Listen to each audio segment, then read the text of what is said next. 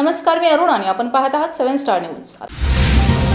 महाराष्ट्र शासनाच्या लक्ष्मी मुक्ती योजनेअंतर्गत ग्रामीण भागातील महिलांना शेती मालकीत समान हक्क मिळावा या उद्देशाने तहसील कार्यालय विटा मार्फत विशेष उपक्रम राबवला जात आहे। या योजनेअंतर्गत शेतजमिनीच्या 7/12 उतार्यावर पत्नीस सहहिस्सेदार म्हणून नाव नोंदवण्याची प्रक्रिया सुलभ करण्यात आली असल्याची माहिती विट्याचे तहसीलदार योगेश टोंपे यांनी दिली आहे।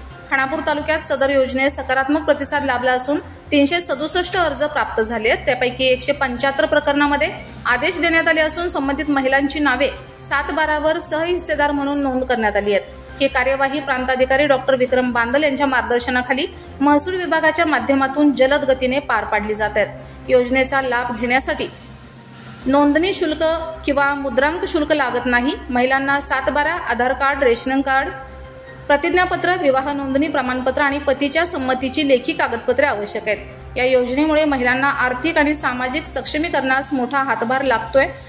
तालुका प्रशासनामार्फत जनजागृतीसाठी गाव पातळीवर शिबिरे आयोजित करून महिलांना मार्गदर्शन केले जाते।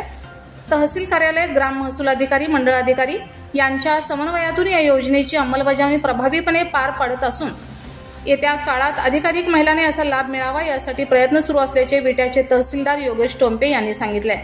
रमेश जाधव, 7 स्टार न्यूज, विटा।